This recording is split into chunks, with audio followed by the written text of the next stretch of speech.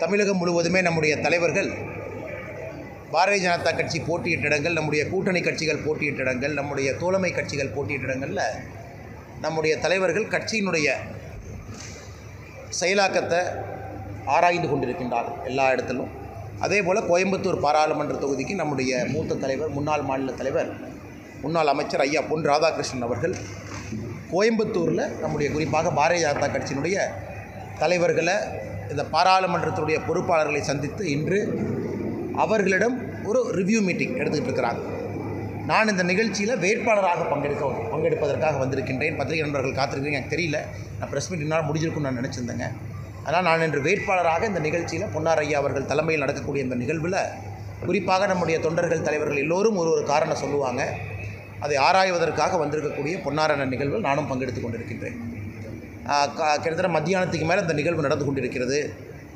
6 சட்டமன்ற தொகுதியிலிருந்து அனைத்து இடத்திலும் கூட நம்முடைய கிளை தலைவர்கள் ஆரம்பித்து நம்முடைய முக்கியமான பொறுப்பாளர்கள் யாருக்கெல்லாம் அழைப்பு கொடுத்துருக்கிறோமோ அவங்கெல்லாம் வந்திருக்கிறாங்க. தமிழ்நாடு முழுவதும் இது நடந்து கொண்டிருக்கிறது. நோக்கம் என்ன? அடுத்து வரக்கூடிய தேர்தலுக்கு நம்முடைய கட்சியை தயார்படுத்துவது. அதே நேரத்தில் இந்த முறை இந்த 2024 பாராளுமன்ற தேர்தலில் நாம் சந்தித்திருக்கக்கூடிய நல்ல நிகழ்வுகள், நல்ல வெற்றிகள் எல்லாத்தையும் தாக்குப்பிடித்து அதை அப்படியே வச்சு அதிலிருந்து அடுத்த தேர்தலுக்கு அதை பில்டு பண்ணிட்டு போகணும்.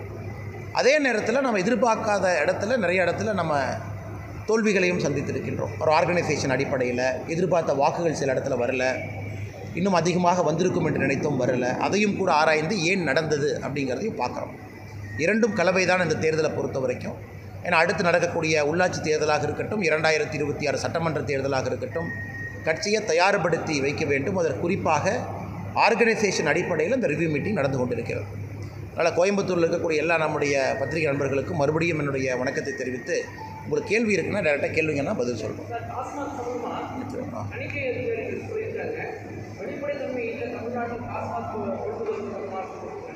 சிஏஜி ஆனால் இன்னும் இந்த ரிப்போர்ட் பப்ளிக் பண்ணலைன்னா பப்ளிக் பண்ணிட்டாங்களா? சரி, ஓகே. குறிப்பாக நம்முடைய மத்திய அரசு இண்டிபெண்ட்டாக இயங்கக்கூடிய சிஏஜி, கம்பென்ட்ரோல் அண்ட் ஆடிட்டர் ஜெனரல் அவர்கள் அனைத்திடத்திலும் கூட ஒரு ஸ்டேட் கவர்மெண்ட்டுக்கு கீழே இயங்கக்கூடிய நிறுவனத்தை கூட அவங்க ஆய்வு செய்து, குறிப்பாக ஃபினான்ஷியல் டிரான்ஸ்பரன்சி, இன்டெகிரிட்டி, அந்த நிறுவனம் எப்படி இயங்குது, அதனுடைய வெளிப்படைத்தன்மை எப்படி, அதில் அக்கௌண்டிங் சிஸ்டம்ஸ் எவ்வளோ டிரான்ஸ்பரண்ட்டாக இருக்குது, அதில் கவர்மெண்ட் ஆஃப் இந்தியா ப்ரிஸ்கிரைப் பண்ணியிருக்கக்கூடிய அக்கௌண்டிங் ஸ்டாண்டர்ட்ஸ் இதெல்லாம் சரியாக இருக்கா அப்படிங்கிறது சிஏஜி நிறுவனம் எப்பொழுதுமே தணிக்கை செய்வாங்க.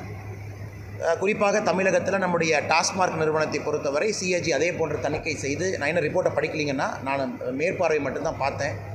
அவங்க மேலோட்டமாக சொல்லியிருப்பது எனக்கு தெரிந்தவரை இந்த மாதிரி இதில் வந்து அக்கௌண்டிங் டிரான்ஸ்பரன்சி இல்லை என்று. குறிப்பாக டாஸ்மார்க்குக்கு வரக்கூடிய வருமானம், அவங்க காட்டக்கூடிய கணக்கு வெளிப்படைத்தன்மையாக இல்லை என்பது சொல்லியிருக்காங்க. இதுக்கு வந்து ஒரு சிம்பிள் உதாரணங்கன்னா, டாஸ்மார்க் நிறுவனத்தினுடைய ஆனுவல் ரிப்போர்ட் அது யாராச்சும் போய் எடுக்கணும்னு நினச்சிங்கன்னா ரொம்ப கஷ்டப்பட்டு தொலாவணும். எந்த நிறுவனம் எவ்வளோ சப்ளை பண்ணுறாங்க, டாஸ்மார்க் வந்து யாருக்கிட்டேருந்து கொள்முதல் பண்ணுறாங்க, ஏன்னா எல்லாமே மறைச்சிருப்பாங்க. அது ரொம்ப கஷ்டப்பட்டு நீங்கள் தேடினீங்கன்னா தான் டாஸ்மார்க்கினுடைய ஆனுவல் ரிப்போர்ட்டே உங்களுக்கு கிடைக்கும். காரணம், தமிழக அரசை பொறுத்தவரை, டாஸ்மார்க்கை பொறுத்தவரை அங்கே இருக்கக்கூடிய பல விஷயங்களை மறைக்க வேண்டும் என்பதற்காக உங்களை போன்ற என்னை போன்ற சாதாரண குடிமகன் ஒரு ஆனுவல் ரிப்போர்ட்டை எடுக்கிறதே அங்கே கஷ்டம். அதனால் சிஏஜி இது போன்ற அறிக்கை கொடுத்துருப்பது ஆச்சரியம் இல்லை, அது எக்ஸ்பெக்டட் தான். இன்னும் அந்த அறிக்கையை தெளிவாக நாங்கள் பார்க்கவில்லை, பார்ப்பதற்கான வாய்ப்பு எனக்கு கிடைக்கல. நாளை அடுத்து நடக்கக்கூடிய ப்ரெஸ் மீட் அதை பற்றி டீட்டெயிலாக பேசுகிறோம்.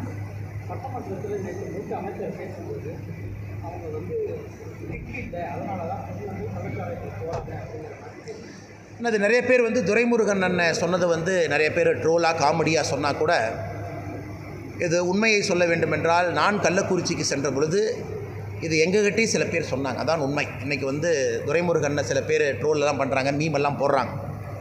ஆனால் உண்மையை சொல்ல வேண்டும் என்றால் கள்ளக்குறிச்சியில் சொன்னாங்க, அண்ணா இன்றைக்கி வந்து டாஸ்மார்க்கினுடைய குவாலிட்டி வந்து கிட்டத்தட்ட தண்ணீரை போல தான் டாஸ்மார்க்கில் ஒரு குவார்ட்டர் பாட்டிலோ ஒரு ஹாஃப் பாட்டிலோ விற்கிறாங்க. Over a point of time அதை டைல்யூட் பண்ணி அதுக்கு ஒரு ஆடிட்டிங் இல்லை, அக்கௌண்டிங் ஸ்டாண்டர்ட்ஸ் எதுவுமே இல்லை, யாரும் போய் செக் பண்ணுறதில்ல. ஒரு நிறுவனம் ஒரு பியர் விற்கிறாங்க, அதில் 9% ஆல்கஹாலுங்கிறாங்க, சில இடத்துல 4.5% ஆல்கஹாலுங்கிறாங்க. அதை மெயின்டைன் பண்ணுறது கிடையாது. அதே போல் Indian made foreign liquor IMFL அதுவும் கூட தரமாக அங்கே அவங்க நடைமுறைப்படுத்துறது இல்லை. அதனால் இப்போ டாஸ்மார்க்கில் இருக்கக்கூடிய நிறைய பேர் வந்து அவர்களுக்கு போதை அதிகமாக வேண்டும் என்பதற்காகத்தான் கஞ்சாவை நோக்கி, அபினை நோக்கி, கள்ளச்சாராயத்தை நோக்கி நிறைய பேர் திரும்பி இருக்கிறாங்க அப்படிங்கிறத கள்ளக்குறிச்சியில் நிறைய பேர் சொன்னாங்க. இது சாதாரணமாக தமிழ்நாட்டில் நிறைய இடத்துல கேட்டால் கூட அந்த கருத்தை வந்து ஊர்ஜிதம் செய்வாங்க. காரணம், டாஸ்மார்க்கை பொறுத்த வரைக்கும் கிட்டத்தட்ட 60% மேலே ஆனுவல் ரிப்போர்ட் அவங்க டிஸ்க்ளோஸ் பண்ணாதனால இதை ஆதாரத்தின் அடிப்படையில் நம்ம தெளிவாக சொல்ல முடியாதுங்கண்ணா. எந்த நிறுவனம் எவ்வளோ பியர் கொடுக்குறாங்க, எந்த நிறுவனம் எவ்வளோ IMFL கொடுக்குறாங்க, ஆதாரத்தின் அடிப்படையில் நம்மகிட்ட இல்லை. நம்ம யூகத்தின் அடிப்படையில் சொல்கிறோம். குறிப்பாக எந்த புள்ளி திமுகவை சார்ந்த எந்த புள்ளியினுடைய நிறுவனத்திலிருந்து டாஸ்மார்க்குக்கு எந்த ஐட்டம் போது எவ்வளோ ஆஃப்டேக் பண்ணுறாங்க, அந்த நிறுவனத்தை ஆடிட் பண்ணாங்களா, டாஸ்மார்க்குக்கு வரக்கூடிய அந்த சரக்குன்னு சொல்கிறத யார் செக் பண்ணாங்க, குவாலிட்டி சரியாக இருக்குது, அது யாருமே பார்க்குறதில்ல. நான் தர்மத்துக்கு விற்கிறாங்க. அதனால் ஒரு பக்கம் டாஸ்மார்க் வந்து மக்களை குடிக்க அடிமையாக்குது. இன்னொரு பக்கம் அடிமையானவங்க எனக்கு அந்த கிக்கு கிடைக்கல, எனக்கு அந்த எக்ஸ்பெக்டட் ஆல்கஹால் இன்டேக் அதில் இல்லை அப்படிங்கிறவங்க கஞ்சாவை நோக்கி போகிறாங்க. அதனால் துரைமுருகனே இந்த நகைச்சுவாக சொல்லியிருந்தாலும் கூட அது உண்மை. இதற்கு காரணம் தமிழக அரசு தான் பொறுப்பு. ஏன்னா டாஸ்மார்க் மூலமாக மதுவுக்கு அடிமை ஒரு பக்கம், மதுவில் வரக்கூடிய குவாலிட்டி கீழே போயிட்டுருக்கு அது ஒரு பக்கம், கள்ளச்சாராயத்தினுடைய புழக்கம் அதிகமாக இருக்குது அது ஒரு பக்கம். இது உண்மை, என்னை பொறுத்தவரை இது உண்மைதான். அண்ணா நான் வந்து துரைமுருகன் சொல்கிறது எல்லாமே வந்து ட்ரோல் மீமாக பார்த்தா கூட ஒரு மூத்த அமைச்சரே சட்டமன்றத்தில் உண்மையை ஒத்துக்கிட்டார், உண்மையை ஒப்புக்கொண்டிருக்கின்றார். சட்டமன்றத்தில் அவரே வந்து உண்மையை ஒத்துக்கிட்டு என்ன சொல்கிறாருன்னா, சிஸ்டமிக் ப்ராப்ளம், சிஸ்டத்தில் பிரச்சனை இருக்குது, நாம் அரசு தான் செய்ய வேண்டிய வேலையை செய்யவில்லை, அரசு வேலையை தவறாக செய்யுது அப்படிங்கிறது எல்லாம் நகைச்சுவையாக துரைமுருகன் அவர்கள் சொல்லியிருக்கிறாங்க. அதனால் இதை நகைச்சுவையாக கடந்து செல்லாமல் அரசு பார்க்கணும். உதாரணத்திற்கு ஒரு பக்கம் ஈஷாவை பொறுத்தவரை கோயம்புத்தூரில் அடிக்கடி என்ன சொல்லுவாங்க, யானை வழித்தடம் இருக்குது, இது இருக்குது, அது இருக்குது. ஃபாரஸ்ட் மினிஸ்டர் சொல்கிறாங்க 3 வருஷம் ஆச்சு நாங்கள் இன்னும் கண்டுபிடிக்கல அப்படின்னு. அதே சட்டமன்றத்தில் துரைமுருகன் கேட்குறாங்க, அப்போ 3 வருஷம் ஆச்சு இன்னும் என்னப்பா பண்ணுறீங்க அப்படின்னு. அதனால் இவர்களை பொறுத்தவரை ஈஷா பகுதியில் யானை வழித்தடம் இருக்கா இல்லையா, ஈஷா கொடுத்த ஆர்டிஐயில் அவங்க பொறுத்த வரைக்கும் பத்திரிகை ப்ரெஸ் மீட் நடத்தி கிளியராக இருக்கும், எந்த விதமான ஃபாரஸ்ட் என்க்ரோச்மெண்ட்டு இல்லைன்னு அவங்க காட்டுறாங்க. ஆனால் ஈஷாவை ஏதாச்சும் பிரச்சனையில் வைக்கணும் அப்படிங்கிறக்காக திமுக அரசு வம்பெழுத்துக்கிட்டு இருக்காங்க. இது சட்டப்பேரவையில் கம்யூனிஸ்ட் கட்சி ஒரு கேள்வியாக கேட்கும் பொழுது எங்ககிட்ட எவிடன்ஸ் இல்லைங்கிறாங்க. உடனே துரைமுருகன் கேட்குறாங்க 3 வருஷமாக என்ன பண்ணுறீங்க ஃபாரஸ்ட் மினிஸ்டர் அப்படின்னு. அதனால் இப்போ வர சட்டமன்றத்தை நம்ம பார்க்க ஆரம்பிக்கிறோம் அப்படின்னாவே, குறிப்பாக திமுக அரசுக்குள்ள அமைச்சரவைக்குள் இருக்கக்கூடிய பிரச்சனையெல்லாம் இன்றைக்கி சட்டமன்றத்தில் வெளிப்படையாக தெரிவதாகத்தான் நாங்கள் பார்க்கின்றோம்.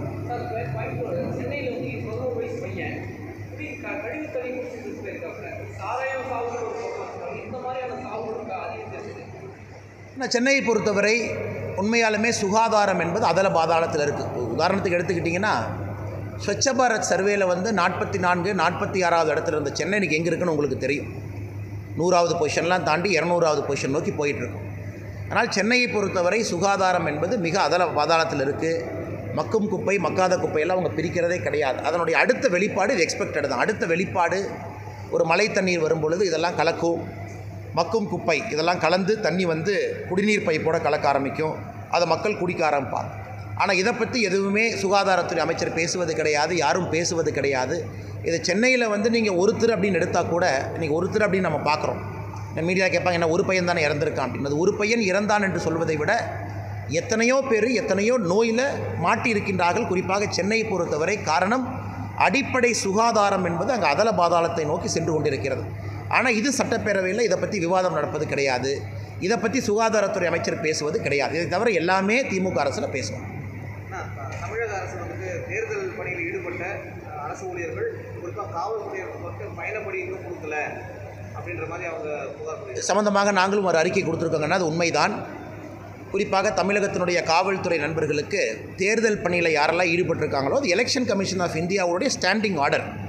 அது எலெக்ஷன் கமிஷன் ஆஃப் இந்தியா ஆண்டாண்டு காலமாக காவல்துறை அவர்களுக்கு சில நேரத்தில் சிறப்பு ஊதியம் அதை கொடுக்குறாங்க. அது பயணப்படியாக வருது, வேறு வேறு கேட்டகரியில் கொடுக்குறாங்க. ஆனால் தமிழக அரசை பொறுத்தவரை அது கொடுக்கல.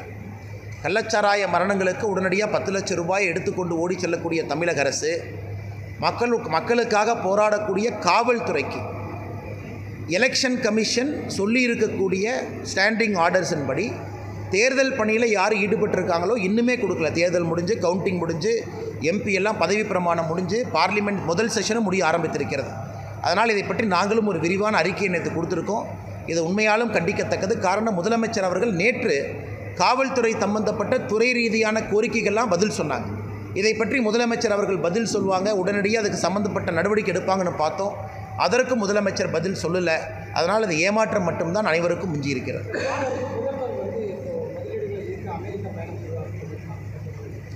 ஆனால் ஒரு முதலமைச்சர் வெளிநாடுகளுக்கு செல்வது எந்த விதத்திலும் தவறு கிடையாதுங்க. நான் முதலமைச்சர் வெளிநாடு போகணும், மக்களை பார்க்கணும், குறிப்பாக முதலீடுகளை கொண்டு வரணும். ஆனால் தமிழகத்தில் மட்டும்தான் ஒரு முதலமைச்சர் அவர்கள் வெளிநாட்டு பயணம் போனதை பற்றி ஒரு வெள்ளை அறிக்கை கொடுக்காம தொடர்ந்து வெளிநாட்டு பயணம் போகிறாங்க. உதாரணத்துக்கு துபாய் போகிறாங்க. துபாய் போயிட்டு வந்ததில் அவங்க கமிட்மெண்ட் என்ன? 2 வருஷத்துக்கு மேலே ஆகுது. அவங்க கமிட்மெண்ட் என்ன? எந்த நிறுவனத்திலிருந்து பணம் வந்திருக்கு, எத்தனை வேலை வாய்ப்பை உருவாக்கி இருக்கிறாங்க? கிடையாது.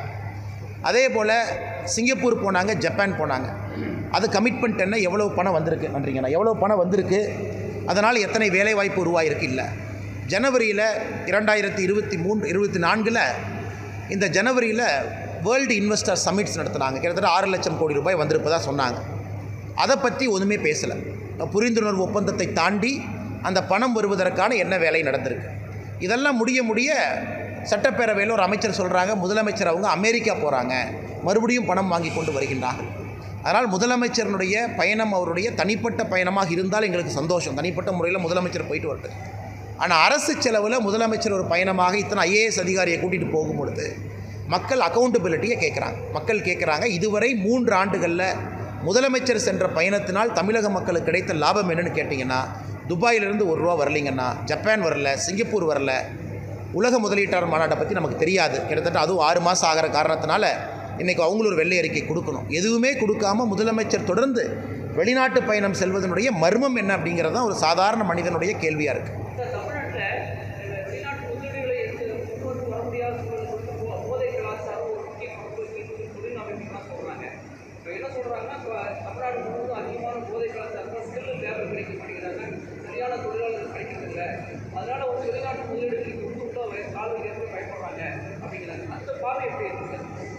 தமிழ்நாட்டை பொறுத்தவரை 2-3 விஷயத்தில் நாம் பின்தங்கி இருக்கோம். முதல்ல பார்த்திங்கன்னா, ஒரு வெளிநாட்டு நிறுவனம் தமிழகத்திற்குள்ளே வரணும் அப்படின்னா அவங்க 2-3 விஷயத்தை எதிர்பார்க்குறாங்க. ஒன்று, ஸ்டேபிள் லா அண்ட் ஆர்டர், சட்டம் ஒழுங்கு ஸ்டேபிளாக இருக்கணும். 2வது, ஒரு சிங்கிள் விண்டோ கிளியரன்ஸ், எந்த விதமான பவர் சென்டர் இல்லாமல் வேலை நடக்கணும். ஒரு முதலமைச்சருடைய மருமகனை போய் பாருங்கள், ஆடிட்டரை போய் பாருங்கள், அண்ணா நகர் போங்க, அப்படிலாம் இல்லாமல் ஒரு அதிகாரியை பார்த்து வேலை நடக்கணும். தமிழகத்தில் இல்லை. 3வது, கல்வி மூலமாக கிடைக்கக்கூடிய எம்ப்ளாயபிலிட்டி. இந்த 2ம் நல்ல ஒரு அளவுகோலில் இருக்கணும். இன்றைக்கி தமிழகத்தில் உண்மையை சொல்ல வேண்டும் என்றால் இந்த ஸ்கில் ஃபேக்டர் அப்படிங்கிறது குறைய ஆரம்பிச்சிருக்கு. ஏன்னா கல்வியினுடைய திறன் குறைய ஆரம்பிச்சிருக்கு. அதன் மூலமாக கிடைக்கக்கூடிய எம்ப்ளாயபிலிட்டி குறைய ஆரம்பிச்சிருக்கு. அதனால் இன்றைக்கி பார்த்திங்கன்னா தமிழ்நாட்டில் இருக்கக்கூடிய எத்தனையோ சாஃப்ட்வேர் இன்ஜினியர் பெங்களூருக்கு போகிறாங்க. என் கோயம்புத்தூர் உதாரணமாக எடுத்துங்க. இவ்வளோ ப்ரெஷர் போடுறீங்க, ட்ரெயின் கோயம்புத்தூருக்கு வரணும், பெங்களூர்லேருந்து ட்ரெயின் வரணும், நியாயமான ப்ரெஷர் தான். காரணம், அத்தனை நபர்கள் கோயம்புத்தூரை சார்ந்தவர்கள் பெங்களூரில் சாஃப்ட்வேர் இன்ஜினியர் இருக்கிறனால நமக்கு ட்ரெயின் நேரடியாக தேவைப்படுது. 1 இல்லை 2 இல்லை 6 ட்ரெயின் வந்தாலும் பத்தாது. காரணம், தமிழகத்தை சார்ந்த எத்தனையோ இளைஞர்கள் இன்றைக்கி ஹைதராபாத்தில், கோயம்புத்தூரில், குர்கானில், பூனேயில் போயெல்லாம் வேலை பார்க்குறாங்க. அதனால் தமிழகத்தை பொறுத்தவரை அரசு இங்கே கவனம் செலுத்தணும். இங்கே கவனம் செலுத்த மாட்டுறாங்க. நான் முதல்வன் அப்படின்னு ஒன்று ஆரம்பிச்சிருக்காங்க. அது என்ன? எத்தனை பணம் போட்டிருக்காங்க? எவ்வளோ பேர்த்து ட்ரெயின் பண்ணியிருக்காங்க? எத்தனை பேர்த்துக்கு வேலை வாய்ப்பு கிடச்சிருக்கு? யாருக்கும் தெரியாது. எத்தனை பேர்த்துக்கு ஸ்கில்லபிலிட்டி உருவாக்கியிருக்காங்க? தெரியாது. பிரதம மந்திரியினுடைய திட்டம் இருக்குது, கௌஷல் ஒரு யோஜனா இருக்குது. குறிப்பாக இந்த செயல்திறன் மூலமாக திறன் மேம்பாடு திட்டம், அது தமிழகத்திற்கு கொடுத்தும் கூட மாநில அரசு இதை முழுமையாக பயன்படுத்தியிருக்காங்களா? அதனால் இன்றைக்கி இன்வெஸ்ட்மெண்ட்டை பொறுத்த வரைக்கும் தமிழகம் பின்தங்க ஆரம்பிச்சிருச்சு. ஒரு பெங்களூரோ ஹைதராபாத்தோ, அது சந்திரபாபு நாயுடு அவர்கள் வந்த பிறகு ஆந்திர பிரதேஷோ, குறிப்பாக குர்கானோ, ஹரியானாவோ, மகாராஷ்டிராவோ, இவர்களெல்லாம் முன்னிலையில் போக ஆரம்பிக்குது. தமிழகத்தை பொறுத்தவரை நாம் டீசல் ரேட்டாக ஆரம்பித்திருப்பது தான் உண்மை. பல காரணங்கள், அதில் நிச்சயமாக போதை கலாச்சாரமும் ஒரு காரணம். தமிழகத்தில் மதுவிலக்கு வேணும் அப்படின்னு சொல்லி நீங்கள் ஆனால் நேற்று அமைச்சர் துரைமுருகன் பேசுனது பார்த்தா தமிழகத்தில் மதுவிலக்குக்கான சாத்தியக்கூறு இல்லை அப்படின்ற மாதிரி தான் சொல்லியிருக்காங்க. ஏற்கனவே மது அருந்துவர்கள் குடிகாரர்கள் சொல்லக்கூடாது அமைச்சர் முத்துசாமி சொல்லியிருக்காரு. அதே மாதிரி நேற்றைய தினம் துரைமுருகன் அதை சொல்லியிருக்காரு. ஆனால் நாம் முதல்லிருந்து சொல்வதுங்கன்னா, தமிழகத்தில் ஓகே, இந்த மது அப்படிங்கிற கிளாசிஃபிகேஷன் எங்களை பொறுத்தவரை Indian made foreign liquor, IMFL, இந்த கெமிக்கல் காம்பவுண்டில் தயாரிக்கக்கூடிய அந்த மது, அதைத்தான் நம்ம மதுன்னு சொல்கிறோம். ஆனால் ஒரு தென்னை பனைமரத்திலிருந்து வரக்கூடிய கல் என்பது ஆண்டாண்டு காலமாக தமிழகத்தில் புழக்கத்தில் இருந்துச்சு. ஆண்டாண்டு காலமாக இவர்கள் சாராயக்கடையை ஓப்பன் பண்ணுறதுக்கு கையெழுத்து போடும் வரை தமிழகத்தில் கல்லுக்கடை எல்லாமே இருந்துச்சதை மூடிட்டாங்க. நாம் சொல்வது அதை திரும்ப திறங்க, நம்பர் 1. இரண்டாவது, டாஸ்மார்க்கை படிப்படியாக குறைக்க ஆரம்பிங்க. நம்பர் 2, டாஸ்மார்க் இவ்வளோ வேண்டாம், குறைக்க ஆரம்பிங்க. மூன்றாவது, அரசே முன்னாடி இருந்து ஒரு வியாபாரியைப் போல சாராயத்தை விற்க வேண்டாம். இந்த 3 நம்ம சொல்கிறோங்கண்ணா. அதனால் தமிழகத்தில் மது விலக்கு அப்படிங்கிறது ஏற்கனவே நாமளும் சொல்லியிருக்கின்றோம். அது சாத்தியமில்லாதது. காரணம் 100% ஆல்கஹால் ஃப்ரீ ஸ்டேட் கொண்டு வர முடியாதுங்கண்ணா. நாம் சொல்வது 100% கள்ளுக்கடைகளை திறங்க, பனங்கல் தென்னங்களில் கொண்டு வாங்க. குறிப்பாக இந்த லிக்கர் IMFL அப்படிங்கிறத ரெகுலேட் பண்ணுங்கள். ஒரு பாரில் ரெகுலேட் பண்ணுங்கள். அரசு விற்காதீங்க, தனியார் கையில் கொடுங்க. பெரிய பெரிய 5 ஸ்டார் 3 ஸ்டார் ஹோட்டல்ஸில் ரெகுலேட் பண்ணுங்கள். ரெகுலேட் பண்ணி அதை கொண்டு வாங்க. டாஸ்மார்க் என்கின்ற போர்வையில் தெருவில் ஓப்பன் பண்ணி அதை அரசு எடுத்து நடத்தாதீங்க அப்படிங்கிறத நம்ம சொல்கிறோம். இப்போ குஜராத் 100% மது இல்லாத மாநிலம் இல்லைங்கண்ணா. அங்கே பெர்மிட் கொடுக்குறாங்க. அந்த பெர்மிட் யாருக்கிட்ட இருக்கோ அவங்களுக்கு மது அலோட் இருக்குது. அதே போல் கேரளாவில் ஒரு மாடல் கொண்டு வந்தாங்க. எந்த ஹோட்டலில் எப்படி கொடுக்கணும் அங்கேயும் சிஸ்டத்தை கொண்டு வந்தாங்க.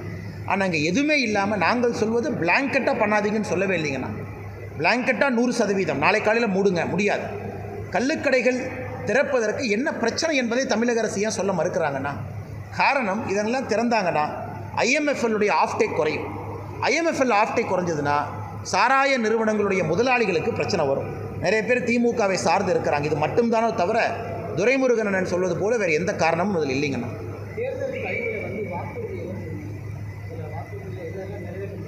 எல்லாத்தையுமே நிறைவேற்றிடலாங்கண்ணா. எல்லாத்தையுமே படிப்படியாக கோயம்புத்தூரை பொறுத்தவரை கொடுத்திருக்கக்கூடிய வாக்குறுதிகள் முக்கியமான வாக்குறுதிகள், நிறைவேற்றப்பட வேண்டிய வாக்குறுதிகள், இந்த நகரத்தினுடைய வளர்ச்சிக்கான வாக்குறுதிகள். அதனால் 100 நிறைவேற்றுறோம் 200 நிறைவேற்றுறோம் என்று சொல்வதை விட நாங்கள் கொடுத்துருக்கக்கூடிய எல்லா வாக்குறுதிகளும் நிறைவேற்ற போகிறோம். அது வருகின்ற காலத்தில் நீங்கள் பார்ப்பீங்கண்ணா. இப்போவே முதல் வாக்குறுதி நம்ம சொல்லியிருந்தோம், கோயம்புத்தூர் ரயில்வே ஸ்டேஷன் புதுப்பிப்பது. குறிப்பாக இந்தியாவில் இருக்கக்கூடிய மற்ற ரயில் நிலையங்கள் அளவுக்கு கோயம்புத்தூருடைய ரயில்வே நிலையம் வரணும்னு நீங்கள் வெகு விரைவில் ஆர்டர் பார்க்க போகிறீங்க. வெகு விரைவில் ஒரு ஆர்டர் பார்க்க போகிறீங்க. கோயம்புத்தூருடைய ரயில்வே நிலையம் அடுத்த கட்டத்திற்கு போகும். இன்க்ளூடிங் ஹோட்டல்ஸ் உள்ள வரப்போகுது, இன்க்ளூடிங் மல்டி ஸ்டோரி பில்டிங்ஸ் உள்ள வரப்போகுது. இது நம்முடைய தேர்தல் வாக்குறுதியில் நம்ம கொடுத்துருக்கக்கூடிய ஒரு வாக்குறுதி. அதெல்லாம் இந்த பட்ஜெட்டில் நீங்கள் அறிவிப்பு பார்ப்பீங்க. ஆனால் எங்களை பொறுத்தவரை 5 பட்ஜெட் இருக்குது. இந்த 2024 29 வரை 5 பட்ஜெட் இருக்குது. பட்ஜெட்ரி சப்போர்ட்டில் சில விஷயங்கள் செய்ய வேண்டும். சில விஷயங்களை ஒரு துறை சார்ந்து கொண்டு வரணும். ஆனால் ஒரு அமைச்சராக சந்தித்து இப்போவே பேச ஆரம்பிச்சிட்டோம்.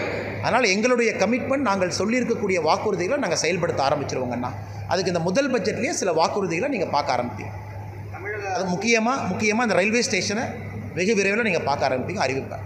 தமிழக அரசு ஊழியர்களுடைய வெகுநாள் கோரிக்கையான பழைய ஓய்வூதிய திட்டத்தை அமல்படுத்துவதாக சொல்லியிருக்காங்க. குறிப்பாக இப்போது இந்த தபால் ஓட்டுகளில் பெரிய டென்ட் வந்துருக்கு. அதுக்கப்புறம் இந்த அறிவிப்பு கேள்வி. ஆனால் PTR அவர்கள் இதற்கு முன்பு தமிழகத்தினுடைய நிதி அமைச்சராக இருந்தாங்க. அவங்க இதே போல் பத்திரிகையாளர் சந்திப்பில் ரொம்ப பாயிண்டடாக கேட்டீங்க, ஓல்டு பென்ஷன் திட்டமா நியூ பென்ஷன் திட்டமான்னு. அவர் சொன்ன பதில் நான் அப்படியே திரும்ப சொல்கிறேன். PTR அவர்கள் சொன்னது, இதற்கு முன்பு தமிழகத்தினுடைய நிதி அமைச்சராக தமிழகத்தில் நியூ பென்ஷன் திட்டம் என்பது சாத்தியம் இல்லாதது, அது வராது என்பது PTR அவங்க சொன்னாங்க. ஹிமாச்சலில் இதே போல் காங்கிரஸ் அவர்கள் ஓல்டு பென்ஷன் ஸ்கீம் கொண்டு வரேன்னு சொல்லி வாக்குறுதி கொடுத்து எலெக்ஷன் ஜெயிச்சு இதுவரைக்கும் நிறைவேற்ற முடியல. ஸோ இந்தியா முழுவதும் நீங்கள் பாருங்கள். காரணம், இந்த நியூ பென்ஷன் ஸ்கீம் என்பது யாருக்கும் எந்த விதத்திலும் அது தவறு செய்கிற ஸ்கீம் கிடையாதுங்கண்ணா. இதில் முதல்ல மாதம் வரக்கூடிய பென்ஷன் அங்கே லம்சமாக வரும். அது ஒரு இன்வெஸ்ட்மெண்ட் ஆப்பர்ச்சுனிட்டியாக மாறும். அது நீங்கள் ஸ்டாக் மார்க்கெட்டில், மியூச்சுவல் ஃபண்டில் வேறு இடத்துல போடுவீங்க. இதை எல்லாருமே ஏற்றுக்கிட்டாங்க. அதனால் தமிழக அரசு இன்றைக்கி மறுபடியும் இந்த ஓல்டு பென்ஷன் ஸ்கீமுக்கு போகிற முயற்சி பண்ணாங்கன்னா அவங்களாலே முடியாதுங்கண்ணா. அதற்கான ஃபினான்ஸ் தமிழக அரசுக்கிட்ட இல்லை. அதனால் இன்றைக்கி அவங்க பேருக்கு சொல்லலாம், அவர் அரசு அதிகாரி பல விஷயத்தை பார்க்குறாங்கண்ணா. அதில் பென்ஷன் ஸ்கீம் ஒன்று, அதே நேரத்தில் அரசு அதிகாரிகளுக்கு பாதுகாப்பு ஒன்று, அரசு அதிகாரிகளுக்கு மன நிம்மதி ஒன்று, அதே நேரத்தில் அரசு அதிகாரிகள் வேலை செய்வதற்கு தேவையான வசதிகளை ஏற்படுத்தி கொடுத்தல் ஒன்று. இதெல்லாம் பார்த்து தான் அரசு அதிகாரி ஓட்டு போடுறாங்க. அதனால் இந்த முறை பார்த்திங்கன்னா பாரதிய ஜனதா கட்சி கூட்டணியாக தமிழகத்தில் 2வது இடத்துல வந்திருக்கும் அரசு அதிகாரிகளுடைய வாக்குகளை பெற்றிருப்பதில். அது தொடர்ந்து மேலே போகத்தான் போகிறோம். எப்பவுமே பாரதிய ஜனதா கட்சிக்கு தமிழகத்தில் அரசு அதிகாரிகளுடைய வாக்கு வராது, பணியாளர்கள் வாக்கு வராதும்பாங்க. ஆனால் இந்த முறை 51,000 ஓட்டுக்கு மேலே அரசு அதிகாரிகள் பணியாளர்களுடைய வாக்கு பாரதிய ஜனதா கட்சிக்கு வந்திருக்கு. அதனால் வருகின்ற காலத்தில் நிச்சயமாக படித்தவர்கள் அரசு அதிகாரிகள் எல்லாம் மாற ஆரம்பிச்சிட்டாங்கன்னா, அதனால் திமுக பேனிக்காய் என்ன வேணாலும் சொல்லலாம். இதற்கு பல காரணங்கள் இருக்குது. விஏஓ திமுக ஓட்டே போட மாட்டான். காரணம் மணல் திருடவன்லாம் வந்து அடிக்க வர்றான்.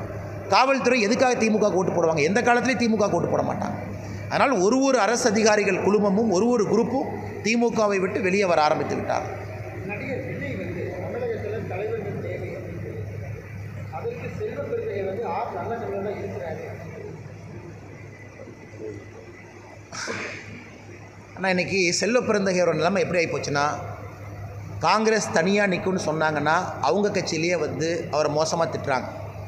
ஆல் இந்தியா காங்கிரஸ் கமிட்டி அன்றைக்கி நைட்டே அறிக்கை விடுறாங்க, காங்கிரஸ் கட்சி வாழ்க்கையில் தனியாக போட்டியிடாது, எப்பொழுதுமே திமுகவுக்கு அடிமையாக சேவை செய்வதற்காக தமிழகத்தில் ஒரு கட்சி இருக்குன்னா காங்கிரஸ் கட்சி அப்படிங்கிறத அகில இந்திய காங்கிரஸ் கமிட்டியினுடைய அறிக்கை வந்து தெள்ளத் தெளிவாக நமக்கு காட்டுதுங்கண்ணா. இது ஒரு பக்கம். இன்னொரு பக்கம் செல்வ பெருந்தை அவர்கள் இன்றைக்கி திமுக பேசுகிறதெல்லாம் அவர் பேசுகிறார். இத்தனைக்கும் நான் ஒரு இடத்துல சொல்லியிருந்தேங்கண்ணா, இந்திரா காந்தி அம்மையார் அவர்கள் எமர்ஜென்சி முடிந்த பிறகு இந்தியாவை விட்டு செல்வதற்காக ஒரு தனியார் விமானத்தை தயார் பண்ணி வச்சாங்க. பாம்பேக்கு ராஜீவ்காந்தி அவங்களை அனுப்பிச்சு அதற்காக பேச்சுவார்த்தை ஆரம்பித்தாங்க. காரணம், எமர்ஜென்சி தோல்விக்கு பிறகு நாட்டு மக்களுடைய மனநிலை எப்படி இருக்கும் என்பது அம்மையார் இந்திரா காந்தி அவர்களுக்கு தெரியவில்லை. இது தெரிந்த பிறகு மூத்த தலைவர்கள் மொரார்ஜி தேசாய் அவர்கள், ஜெயபிரகாஷ் நாராயணன் அவர்கள் இந்திரா காந்தி அம்மையாரை தனியாக சந்தித்து அதெல்லாம் எதுவும் நடக்காதுன்னு உறுதி சொன்ன பிறகு இந்தியாவில் அவங்க தங்கினாங்க. இது உண்மை. இதை வந்து வரலாற்று ஆசிரியர்கள் எல்லா இடத்துலையும் பதிவு பண்ணியிருக்காங்க. சமீபத்தில் நீரஜா சௌத்ரி ஒரு பெரிய ஒரு journalist, how prime ministers decide, அந்த புத்தகத்தில் அதை பற்றி விலாவரியாக ஒரு சாப்டர் எழுதியிருக்கிறாங்க. ஆனால் செல்வ பெருந்தகை தான் அதெல்லாம் படிக்கிறது இல்லையே. அவர் 4 கட்சி மாறி எனக்கு 5வது கட்சியில் இருக்கார். இதற்கு முன்பாடி விடுதலை சிறுத்தைகள் கட்சியில் இருந்த பொழுது காங்கிரஸ் அலுவலகத்தையே போய் தாக்குனவர் இன்றைக்கி தமிழ்நாடு காங்கிரஸ் கட்சியினுடைய தலைவராக இருக்கிறார். அவர் ஒரு பெரிய அறிக்கையை விடுறாரு, எனக்கு அரசியல் தெரியாது, நான் ஏதோ மலைக்கு முளைத்த காலான்னு ஏதோ சொல்கிறாங்க. இன்றைக்கி இதுதான் செல்வ பெருந்தகையோருடைய அறிவு. அவருடைய அறிவு வந்து இவ்வளோதாங்கண்ணா, இதுதான் அவருடைய அறிவு. இந்திய சரித்திரம் தெரியாது, இந்தியாவில் என்ன நடந்தது தெரியாது, எமர்ஜென்சிக்கு பிறகு என்ன நடந்தது தெரியாது. அதனால் தமிழகத்தில் நிச்சயமாக தலைவர்களுக்கு பற்றாக்குறை இருக்கல, எந்த மாற்று கருத்தும் இல்லை. தலைவர்கள் நன்றாக இருந்தால் ஏன் தமிழகம் கீழே போக ஆரம்பிச்சிருக்கும்? இன்றைக்கி எல்லா இண்டிகேட்டரையுமே நம்முடைய இவ்வளவு பெரிய பாரம்பரியமாக புகழ் இருக்கக்கூடிய நம்முடைய தமிழகம் ஏன் கீழே போக ஆரம்பிச்சிருக்கோம்னா, இன்வெஸ்ட்மெண்ட்டில் கீழே, ஜிஎஸ்டி பெர் கேபிட்டா கலெக்ஷன் கீழே, பிரைமரி எஜுகேஷன் அச்சீவ்மெண்ட்டு கீழே, எல்லாத்துலையும் ஏன் கீழே போக ஆரம்பிக்கிறாங்கன்னா, இருக்கக்கூடிய தலைவர்கள் அதல பாதாளத்தில் குடிகார மாநிலமாக இதை மாற்றி வைத்திருக்கின்றார்கள். அதனால் நல்லக்கண்ணு ஐயா மாபெரும் தலைவர். நல்லக்கண்ணு ஐயாவுக்கு நீங்கள் என்ன பண்ணீங்க? ஒரு பிஹெச்டி ஒரு பட்டத்தை கொடுத்து டாக்டரேட் பட்டம் கொடுத்துட்டா சிறப்புங்களா? நல்லக்கண்ணு ஐயா சொல்லியிருக்கக்கூடிய வாழ்க்கை தகுதிகளை எங்கேயாச்சும் கொண்டு வந்திருக்கீங்களா? அது எதுவுமே கிடையாது. நல்லக்கண்ணு ஐயா வாழ்ந்துருக்கக்கூடிய கம்யூனிஸ்ட் கட்சி கள்ளச்சாராயை எதிர்த்து ஒரு கண்டன அறிக்கை கொடுத்தாங்களா? ஒரு ஆர்ப்பாட்டம் நடத்தினாங்கன்னா, போராட்டம் நடத்தினாங்களா? கிடையாது. அதே போல் எங்கள் கட்சியிலும் நீங்கள் கம்யூனிஸ்ட் நல்லக்கண்ணையா இருக்கிறீங்கன்னு சொன்னீங்கன்னா, அதே போல் எங்கள் கட்சியிலும் வாழும் காமராஜராக ஐயா பொன்னார் அவர்கள் இருக்கிறாங்க. எங்கள் கட்சியில் இருக்கிறாங்க. வாழும் காமர் திருமணம் செய்து கொள்ளவில்லை, குடும்பம் கிடையாது, சொத்து கிடையாது. குடும்பத்தினுடைய சொத்தெல்லாம் நீங்கள் கன்னியாகுமரி போய் பார்த்தீங்கன்னா நண்பர்களுக்கு தெரியும். குடும்பத்தினுடைய சொத்தை எல்லாம் பிரித்து வேறவங்களுக்கு கொடுத்துருக்காங்க. தனியாக இவருடைய வீட்டில் இல்லாமல் இன்னொருடைய வீட்டில் வசிக்கிறாங்க. இதற்கு முன்பு பல்லாண்டு காலம் பாரதிய ஜனதா கட்சியினுடைய அலுவலகத்தில் தொண்டர்களுடைய இல்லத்தில் உணவருந்தி தான் கட்சியினுடைய தலைவராக இருக்காங்க. ஆனால் தலைவர்கள் இருக்கிறாங்கண்ணா, எல்லா இடத்துலையும் இருக்கிறாங்க. ஆனால் தலைவர்கள் குறைவாக இருக்கின்றார்கள் என்பது தான் பொருள். ஒரு பொன்னார் அண்ணன் பத்துமா பாரதிய ஜனதா கட்சிக்கு பத்தாது. அதே போல் தமிழகத்தில் ஒரு நல்லக்கண்ணையா பத்துமா பத்தாது. இன்னும் நிறைய தலைவர்கள் வேண்டும் என்பதைத்தான் நடிகர் விஜய் அவங்க குறிப்பிட்டிருக்காங்க. அதனால் இதற்கெல்லாம் செல்வ பெருந்தை அவர்கள் வெகுண்டு எழுந்தாங்கன்னா ஆண்டை வந்து அவரை காப்பாற்றணும். ஆமாங்கண்ணே, அந்த கான்ட்ராக்டை முடிவு பண்ணது யாருன்னா, எந்த டிபார்ட்மெண்ட் முடிவு பண்ணுச்சுன்னா உதயநிதி ஸ்டாலின். கான்ட்ராக்டு 600 கோடி ரூபாய். 600 கோடி ரூபாய். இந்த சவுக்கு சங்கர்னு ஒருத்தர் கைதானார்ல, அவர் போட்ட கடைசி ட்வீட்டு தான். அவர் போட்ட கடைசி ட்வீட்டு கைதாகிறதுக்கு முன்னாடி பாருங்கள், அதை பற்றி ஒரு ட்வீட்டை போட்டிருப்பார். 600 கோடி ரூபாய் கான்ட்ராக்ட். எந்த நிறுவனம் கொடுத்துச்சு? டிசைட் பண்ணது யார்? ஒரு சைக்கிளுக்கு டியூப் இல்லை, ஒரு சைக்கிளுக்கு டயர் இல்லை, ஒரு சைக்கிளுக்கு வந்து சீட்டு கிடையாது, ஒரு சைக்கிளுக்கு மட்கார்டு இல்லை. இதை கொண்டு வந்து குழந்தைங்களுக்கு கொடுக்குறாங்க. ஒரு குழந்தையும் 400லிருந்து 600 ரூபாய் செலவு செஞ்சு தான் அந்த சைக்கிளை பயன்படுத்த முடியும். அதனால் இதை பற்றிலாம் யாரும் பேசவே மாட்டாங்கண்ணா. ரொம்ப மோசமான தரமில்லாத சைக்கிளை கொடுத்துருக்குறாங்க. அது உண்மைதான். இதை மாநில அரசு நடவடிக்கை எடுக்கணும். இந்த கான்ட்ராக்டு டைரெக்டாக உதயநிதி ஸ்டாலின் அவர்கள் பரிந்துரை பேரில் தான் நடந்திருக்கு. இதை திமுக அரசு முதலமைச்சர் அவர்கள் நடவடிக்கை எடுத்து எந்த நிறுவனம் சப்ளை பண்ணாங்களோ அவங்கள பிளாக் லிஸ்ட் பண்ணணும். நேற்று பார்த்து இவ்வளோ பேசியிருக்கோம் சட்டமன்றத்தில். நேற்று ஒரு சென்னையில் ஒரு லிஃப்ட்டில் வேலை செய்யாமல் ஒருத்தர் இறந்து போனார். அதில் இந்த கட்டினது யார்? இதற்கு முன்னாடி நாங்கள் பிளாக் லிஸ்ட் பண்ணுறோன்னு சொன்ன ஒரு தனியார் நிறுவனம் கட்டின பில்டிங் அது. அதனால் அவங்க பிளாக் லிஸ்ட்டும் பண்ண மாட்டாங்க, நடவடிக்கை எடுக்க மாட்டாங்க. இது போன்ற செயல்கள் தொடர்ந்து நடந்து கொண்டே இருக்கிறது.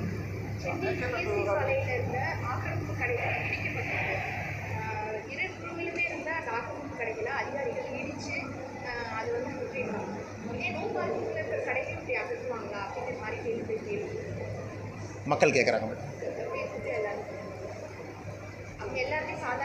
மேடம். ஒரு பக்கம் அரசு அதிகாரிகள், அரசு இயந்திரம் மக்களை கண்ணை மூடிக்கொண்டு என்கரேஜ் பண்ண அனுமதி கொடுக்குறாங்க. ஒரு பக்கம் இது நடக்குது. காலங்காலமாக இவங்களே கடை கட்டும்போது இவங்க எங்கே போனாங்கம்மா? ஒரு செங்கல் வைக்கும்போது எங்கே போனாங்க? உள்ளே வந்து ஒரு வேலை செய்ய ஆரம்பிக்கும் போது எங்கே போனாங்க? அதிகாரிகள் அதை பார்க்குறது இல்லை. கடை கட்டிய பிறகு இந்த பிரச்சனை எல்லா இடத்துலையும் வர ஆரம்பிக்குது. நைட்டாக போய் இடிக்கிறது, ஜேசிபியை கொண்டு வந்து, குறிப்பாக சனிக்கிழமை காலையில், ஞாயிற்றுக்கிழமை காலையில், எந்த நாளைக்கு கோர்ட்டுக்கு போக முடியாதோ அந்த நாட்களை தேர்ந்தெடுத்து இது பண்ணுறது.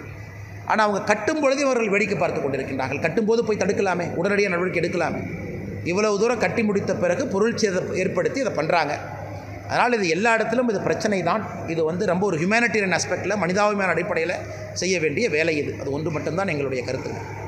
நடிகர் விஜய் தமிழகத்திற்கு ஒரு நல்ல தலைவர் தேவை, முறைக்கு நல்ல தலைவர் இல்லை அப்படின்னு.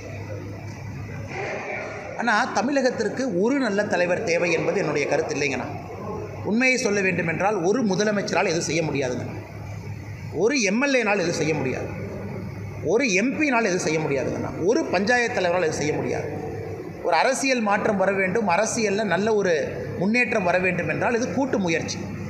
உங்களுக்கு ஆயிரக்கணக்கான பஞ்சாயத்து தலைவர்கள் வேணும். படித்த இளைஞர்கள், பெண்கள், பஞ்சாயத்து தலைவர்களாக முதல்ல போட்டி போடணும். அந்த ஊரில், அவங்க கிராமத்தில், அவங்க ஊர்லேயே வசித்து கொண்டு மாற்றத்தை கொண்டு வரணும். அது பஞ்சாயத்து தலைவராக வெற்றி பெறுவது கொஞ்சம் எளிது. அந்த ஊர் மக்களுடைய வாக்கு அங்கேயே இருந்து வேலை செய்யும். அதே போல் அந்த 50,000 கவுன்சிலர், 5,000 கவுன்சிலர், ஒன்றிய கவுன்சிலர் எதாவது சொல்கிறாங்கன்னா அது ஒரு ஸ்டேஜ். அப்புறம் எம்எல்ஏ, அப்புறம் எம்பி. இவர்கள்லாம் சேர்ந்து தான் அரசியல் மாற்றத்தை கொடுக்க முடியும். ஒரு சிஎம் நல்லவராக இருக்கிறாங்க, சுற்றி இருக்கக்கூடியவங்களும் அயோக்கியராக இருக்கிறாங்க, மாற்றம் நடக்காதுங்கண்ணா. ஆனால் எங்களுடைய கருத்து, தமிழகத்தில் அரசியல் மாற்றத்திற்கு ஆயிரக்கணக்கான தலைவர்கள் வேண்டும் என்பது எங்களுடைய கருத்து. ஆனால் நீட் தேர்வை பொறுத்தவரை அது 2 விஷயமாக பார்ப்பங்கண்ணா. ஒன்று, நேஷ்னல் டெஸ்டிங் ஏஜென்சி NTA அவர்கள் நடத்தியிருக்கக்கூடிய தேர்வு சரியாக நடத்தியிருக்காங்களா? இந்த வருஷம் சரியாக நடத்தலை. தவறு நடந்திருக்கா? ஆமாம், தவறு நடந்திருக்கு. மத்திய அரசு நடவடிக்கை எடுக்க போகிறாங்களா? கடுமையான நடவடிக்கை எடுக்க போகிறாங்க, எந்த மாற்று கருத்தும் இல்லை. அதற்கான வேலைகளை ஆரம்பிச்சிட்டாங்களா? வேலைகளை ஆரம்பிச்சிட்டாங்க. தமிழ்நாட்டில் குரூப் 4, குரூப் 2, குரூப் 1 எல்லா டைமும் வேறு வேறு குளறுபடிகள் நடந்திருக்கு. அதுக்காக எப்பொழுதுமே குரூப் 4ஓ குரூப் 2ஓ குரூப் 1ஓ நம்ம கேன்சல் பண்ணலிங்கண்ணா. அதனால் நீட்டு தேர்வு குளறுபடி, குறிப்பாக நீட்டு UG, அதற்கான புதிய தேர்வு நேஷ்னல் டெஸ்டிங் ஏஜென்சி, அதற்கான எல்லா நடவடிக்கையும் எடுக்க ஆரம்பிச்சிருக்கிறாங்க. NTA தலைவரை மாற்றிருக்கிறாங்க. அது ஒரு பக்கங்கண்ணா. நீட்டு தேர்வு தேவையா? 2வது கேள்வி. நிச்சயமாக தேவை. காரணம், தமிழகத்தில் இந்த ஆண்டு ஒரு சிறப்பு ஆண்டு நமக்கு. காரணம், 59% மேலே நீட்டு பாஸ் மார்க். லாஸ்ட் 6 ஆண்டுகளில் இதுதான் best performance. All India ranking, போன ஆண்டு ஆல் இந்தியா ரேங்கிங். அதிக மாணவர்கள் அரசு மருத்துவக் கல்லூரிக்குள்ளே செல்வதற்கான வாய்ப்பு. கவுன்சிலிங் முடியலிங்கன்னா, கவுன்சிலிங் வந்தால் தெரியும். இந்த ஆண்டும் அதிக மாணவ செல்வங்கள் அரசு மருத்துவக் கல்லூரிக்கு போக போகிறாங்க. அதனால் நீட்டை பொறுத்தவரை தமிழக அரசு வேண்டாம்னா தீர்மானம் போடுறவங்க ஒரு வெள்ளை அறிக்கை ஏன் கொடுக்க மாட்டாங்க? ஒரு வெள்ளை அறிக்கை சட்டமன்றத்தில் ஒரு புக்காக போட்டு, நீட்டு வர்றதுக்கு முன்னாடி அரசு பள்ளியிலிருந்து எத்தனை பேர் அரசு மருத்துவக் கல்லூரிக்கு போனாங்க, நீட்டு வர்றதுக்கு முன்னாடி முதல் தலைமுறை பட்டதாரிகள் எத்தனை பேர் போனாங்க, நீட்டு வந்த பிறகு எத்தனை பேர் போயிருக்காங்க, ஒரு வெள்ளை அறிக்கை கொடுப்பதற்கு என்னென்ன பிரச்சனை? ஒரே ஒரு பக்கத்தில் நீட்டு வேண்டாம் அப்படின்னு எழுதி திரும்ப திரும்ப அதையே பண்ணுறாங்க. இது 3வது முறையோ 4வது முறையோ திரும்ப திரும்ப சட்டமன்றத்தில் அதே தீர்மானம். நாங்கள் கேட்பது, ஒரு வெள்ளை அறிக்கையை கொடுப்பதற்கு என்ன பிரச்சனை? ஆட்சிக்கு வந்து 3 ஆண்டுகள் முடிந்திருக்கிறது. 3 ஆண்டுகள் முடிந்திருக்கக்கூடிய திமுக இன்னும் வெள்ளை அறிக்கை எடுக்க முடியாதாங்கண்ணா? எல்லா டேட்டாவும் department of health directorate of ஹெல்த்தில் இருக்குது. எல்லா டேட்டா எடுத்து 3 ஆண்டுகள் எடுத்து 2016லேருந்து கம்பேர் பண்ணுங்கள். கிட்டத்தட்ட இன்றைக்கி 9 வருஷம் ஆயிடுச்சு. நீட்டுக்கு முன்னாடி 10 வருஷமும், நீட்டு வந்த பிறகு 9 வருஷம் கம்பேர் பண்ணி டேபிள் போட்டு மக்கள் முன்னாடி வச்சுருங்க. மக்கள் முடிவு செஞ்சிட்டோம். அந்த டேபிள் கன்வின்சிங்காக இருந்தால் நானே சப்போர்ட் பண்ணுறேங்கண்ணா. டேபிள் கன்வின்சிங்காக இருக்காது, ஏன்னா டேட்டா எங்களுக்கு தெரியும். நீட்டை பொறுத்தவரை நீட்டு வந்த பிறகு தமிழக அரசுக்கும் தெரியும், அடித்தட்டு மக்களுக்கு, குறிப்பாக அரசு பள்ளியில் படித்த மாணவர்கள் நீட்டு வந்த பிறகு தான் மருத்துவக் கல்லூரிக்கு அதிகமாக போயிருக்கிறாங்க. அதனால் எதுவுமே கொடுக்காம, டேட்டாவே கொடுக்காம என்ன ஆர்கியூமெண்ட் முதலமைச்சர் அவங்க வைக்கிறாங்கன்னா, சுப்ரீம் கோர்ட்டுக்கு இவங்க ஏன் சுப்ரீம் கோர்ட்டுக்கு போக மாட்டுறாங்க? இதுக்கோ சுப்ரீம் கோர்ட்டுக்கு போகிறவங்க தமிழ்நாடு அரசு முதலமைச்சர் பேரில் சுப்ரீம் கோர்ட்டுக்கு போகலாமே, நீட்டு வேண்டான்னு சொல்லலாம். அப்போ சுப்ரீம் கோர்ட் என்ன கேட்கும்? டேட்டா கொடுங்கன்னு கேட்பாங்க. தமிழக அரசு சுப்ரீம் கோர்ட்டில் டேட்டா கொடுக்கணும். டேட்டா கொடுத்தா மாட்டிக்குவாங்க. அதனால் சுப்ரீம் கோர்ட் கதவுல தட்டவே மாட்டாங்க. ஏன்னா டேட்டா கொடுத்தா மாட்டிக்குவாங்கன்னு தெரியும். அதனால் இந்த சட்டமன்றத்துக்குள்ளே நடைபெறுகின்ற ட்ராமா இது. இதனால் எதுவும் நடக்காது என்பதை முழுமையாக தெரிந்து கொண்டு இந்த ட்ராமாவை தொடர்ந்து முதலமைச்சர் அவர்கள் அரங்கேற்றம் செய்து கொண்டிருக்கின்றார்கள். அது ஏன் கள்ளக்குறிச்சியில் கள்ளச்சாராய சாவு, அதனால் நீட்டு ட்ராமா கொண்டு வாங்க, இதை கொண்டு வாங்க, செங்கோல் பிரச்சனையை கொண்டு வாங்க. இதை தவிர உருப்படி என்ன நடந்திருக்கு இந்த சட்டமன்றத்தில்? மேகதாது அணை விரைவாக கட்டணும்னு சொல்லி கர்நாடக அரசு ஆனால் மேகதாத்து அணை எந்த காலத்திலும் கூட அது கட்டப்பட போவது கிடையாதுங்கண்ணா. இது நிதர்சனமான உண்மை. உங்களுக்கும் தெரியும், எனக்கும் தெரியும். காரணம், மத்திய அரசு தன்னுடைய முடிவிலிருந்து எந்த மாறுதலும் மத்திய அரசு எடுக்கலை. 2024 நம்முடைய 2வது டேர்மில் நம்முடைய மத்திய அரசு, நம்முடைய அமைச்சர், வாட்டர் ரிசோர்ஸஸ் மினிஸ்டர் பார்லிமெண்ட்டில் சொன்ன அதே பதில் தான் இன்றைக்கும். குறிப்பாக காவேரி நதியினுடைய லோவர் ரைப்பேரியன் ஸ்டேட் தமிழகமோ புதுச்சேரியோ கேரளாவோ, இந்த 3 மாநிலத்தினுடைய அனுமதி இல்லாமல் மேகதாத்துவில் அணை கட்ட முடியாது என்பது மத்திய அரசு மிக தெளிவாக சொல்லிட்டாங்க. நம்பர் 1. இன்றைக்கி கர்நாடகாவை சார்ந்த ஒரு அமைச்சர் இணையமைச்சராக இருக்கிறாங்க. ஒரு அமைச்சர் சோமண்ணா அவர்கள் இணையமைச்சராக இருக்கிறாங்க. அவங்க கர்நாடகாவில் பத்திரிகையாளர் கேட்குறாங்க, மேகதாத்து அணை கட்டுவீங்களான்னு. அவர் என்ன சொல்கிறார்? இல்லை, எல்லா மாநிலங்களும் பேச்சுவார்த்தை நடத்தி அதன் பிறகு முடிவு செய்யலாம்.